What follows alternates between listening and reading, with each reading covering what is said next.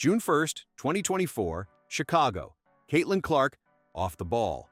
Chennedy Carter ran up from behind and drove her shoulder into Clark's chest. Clark went down hard.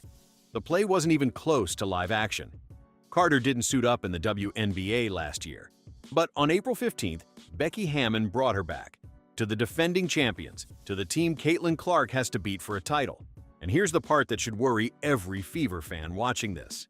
Becky Hammon isn't some sideline filler. She's the most successful coach in the WNBA. 3 titles in 4 years, and she just decided that the player nobody else would touch was worth bringing back to the team Caitlin Clark has to beat. 3 championships in 4 years, the first woman ever hired as a full-time NBA assistant.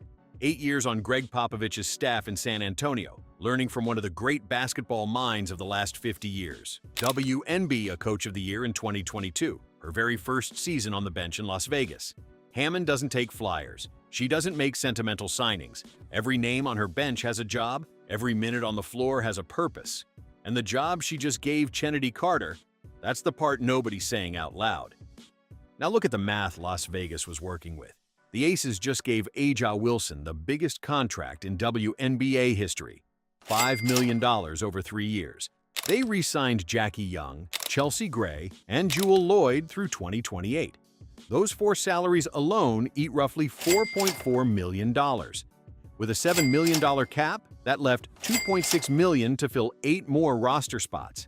Las Vegas could have signed any veteran in the league. They could have taken a clean rookie. Instead, Hammon picked up the phone and called the woman who'd been blackballed out of the league for 2 years. Not for redemption, for Caitlin Clark.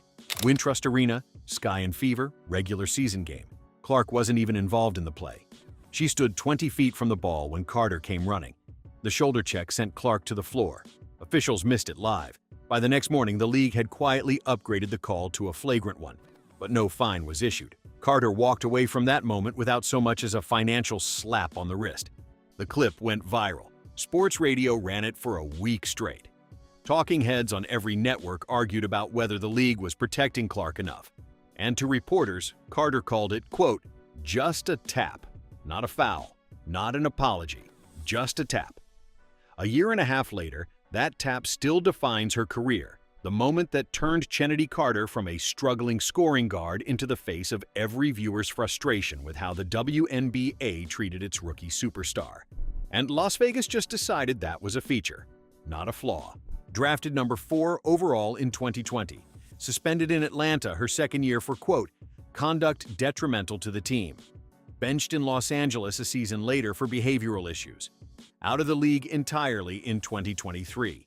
Came back to Chicago in 2024, averaged 17.5 points a game, led the Sky in scoring. Hall of Famer Teresa Weatherspoon was her head coach. Chicago fired Weatherspoon after 1 season. They still didn't re-sign Carter. League sources told the Chicago Sun-Times it was about the locker room. She spent 2025 in Mexico. 3 teams, 3 departures, yeah, none of them quiet. But here's the thing about scoring guards in this league. There aren't enough of them. And on Saturday, 3 days ago, Carter checked into a preseason game at the Aces' home arena in Las Vegas. The crowd erupted the second she was subbed in. Within minutes, she'd grabbed an offensive rebound, raced down the floor, and put up shots. By the end of the night, Carter sat at the top of the Aces' score sheet against the Japanese national team. The player who couldn't find a WNBA roster spot for 2 years suddenly looked like a starter again. Hammon doesn't care how a player got cut from her last 3 teams. She cares whether the building still wants them. Carter just answered that question. May 9th, both teams open their seasons. Las Vegas hosts Phoenix in a rematch of the 2025 finals. Indiana opens against Dallas at Gainbridge Fieldhouse. Different conferences, different storylines. But on July 5th, that all changes. The Aces and the Fever finally meet. For the first time since last September, when Las Vegas eliminated a Boston and Mitchell-less Indiana team in overtime in a winner-take-all semifinal. That night, Aliyah Boston wasn't on the floor. Kelsey Mitchell wasn't on the floor. Caitlin Clark hadn't played a meaningful minute in months. The Fever rolled out a depleted lineup against the eventual champions and pushed them to overtime anyway, and lost. That memory hasn't faded. Now Clark is healthy, Boston is healthy, Mitchell is healthy, and the woman who put Clark on the floor in 2024 is sitting on the visitors' sideline. Hammon doesn't make moves the way other coaches do. The reason, 8 years on Greg Popovich's staff in San Antonio, watching the Spurs run a winning culture with players other front offices wouldn't touch. Manu Ginobili coming off the bench instead of starting. Boris Diaw considered too soft. Tony Parker considered an afterthought at the 28th pick. Pop didn't care what they looked like on paper. He cared about what they did when the ball mattered. Hammon brought that philosophy to Vegas. And what she also brought, the direct intel on Chennedy Carter. According to the Las Vegas Review-Journal, Carter played the Aces 3 times in 2024 and averaged 26 points a game across those 3 matchups. She beat them once outright. 25 points, 3 assists, 0 turnovers. Hammon was watching from the other bench that night. She didn't forget. Contending teams have always shopped in the bargain bin. Go back to 1995. The Chicago Bulls had just lost in the conference semifinals. Michael Jordan had come out of retirement, and the Bulls needed a piece.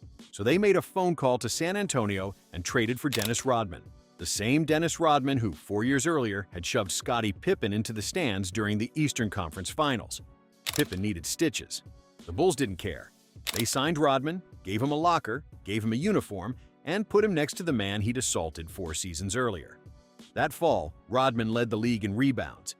The next spring, the Bulls won 72 games, the best regular season in NBA history at the time. Then they won the championship. They won 2 more after that, 96, 97, 98. 3 rings with the league's most controversial player in the locker room. The lesson contending teams have always understood. Roster construction is a results business. Always have, always will. The Fever spent the entire offseason rebuilding around Caitlin Clark, re-signing Kelsey Mitchell, locking up Aliyah Boston through 2029, bringing back Sophie Cunningham and Lexi Hull. Their roster is set. The starting lineup in stone. But what no roster can account for is a defensive plan that has to survive contact. Carter is contact. The kind of player who, in 7 minutes off the bench, can wake up an arena and rip momentum off the rails. By July 5th, Indiana's plan for stopping the Aces bench rotation will need a name on it. Probably Cunningham's, the only player on Indiana's bench with a reputation tough enough to handle what Las Vegas just signed. Foul trouble math suddenly matters. If Cunningham picks up too early, the Fever bench has nobody left to body Carter on a switch, and Hammon will know it. She always knows. Becky Hammon doesn't care what the media says. Public opinion doesn't move her either. She cares about defending a title. And on July 5th, when the Las Vegas Aces and the Indiana Fever finally meet, Caitlin Clark won't just be facing the defending champions. She'll be facing the woman who put her on the floor, wearing a Vegas jersey, backed by the most successful coach in the league. 2 years ago, that hit was an isolated moment, a bad whistle, a flagrant the league quietly upgraded after the fact. But it's not isolated anymore. It's a roster move. The Indiana Fever better be ready, because Las Vegas isn't coming. Las Vegas is already loaded, and on July 5th, Caitlin Clark walks straight into it.